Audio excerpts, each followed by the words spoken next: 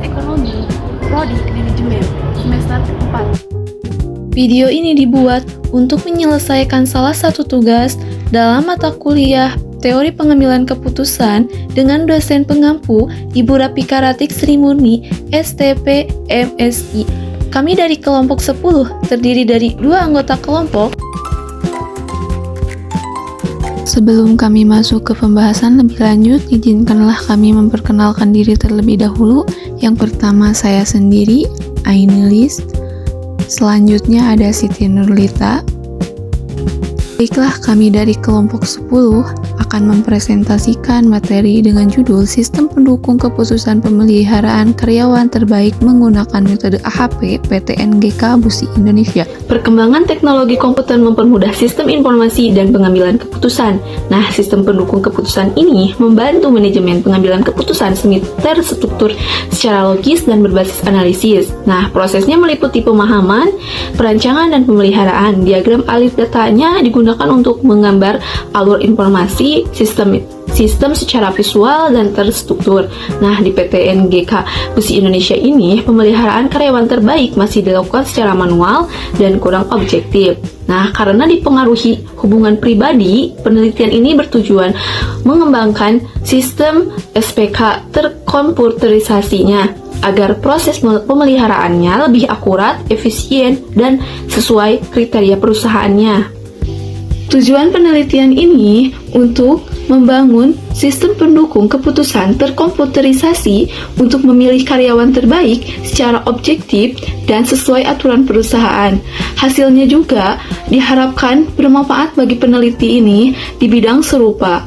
Metode penelitian yang digunakan dalam sistem pengelolaan data yaitu teknik pengumpulan data seperti observasi, studi dokumentasi, serta melakukan penelitian kepustakaan yang relevan dengan masalah sistem pendukung keputusan pengelolaan data karyawan sebelumnya. Nah, di sini ada metode pengembangan sistem yang digunakannya adalah metode AHP. Nah, metode AHP itu ya membantu pengambilan keputusan dengan menyusun kriteria secara hierarki dan pengolahannya secara sistematis. Hasil dan pembahasan. Yang ke-1 itu hasil perhitungan. Nah, gambar ini menunjukkan struktur hierarki untuk menentukan karyawan terbaik di PTNGK BUSI Indonesia. Menggunakan metode AHP, kita mulai dari tujuannya, yaitu pemilihan karyawan terbaik di PTNGK BUSI Indonesia, lalu kita tentukan kriterianya. Di sini ada absensi, kepemimpinan, performa bekerja, dan ide proposal. Nah, lalu kita bandingkan semua kandidat berdasarkan kriterianya.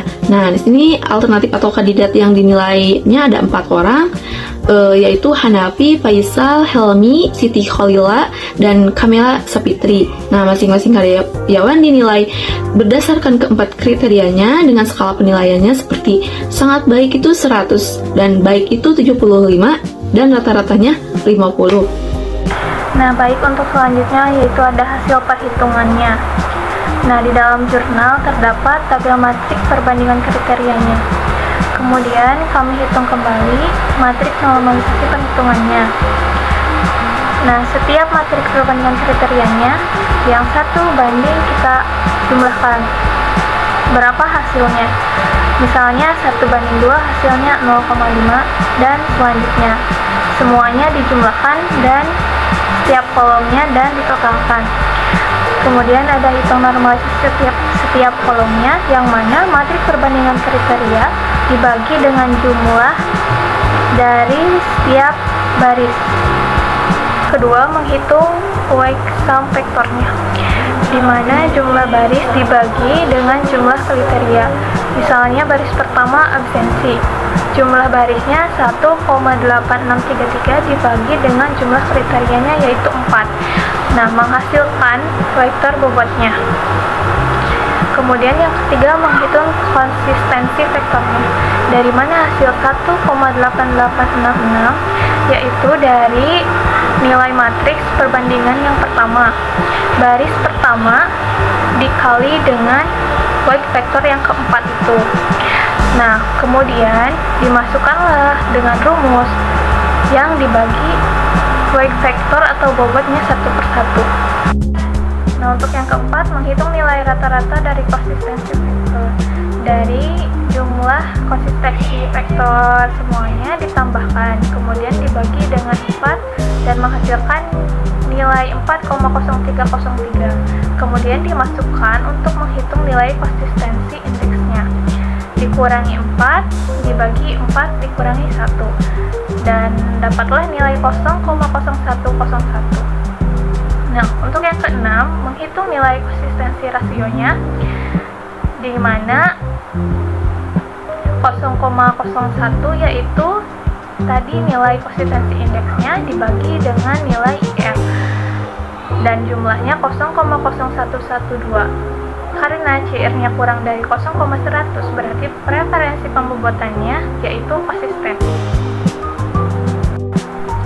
Nah, untuk bagian pembahasan dalam memeriksa konsistensi hierarkinya, nilai bobot diperoleh dari kondisi yang dimiliki oleh alternatif. Masing-masing alternatif diberikan nilai berdasarkan kategori penilaiannya. Nah, bagaimana cara perhitungan masing-masing alternatif? Yaitu dengan semua hasil barisnya dikali dengan setiap kolomnya dan menghasilkan satu nilai yang paling besar dan sampai dengan nilai yang terkecil.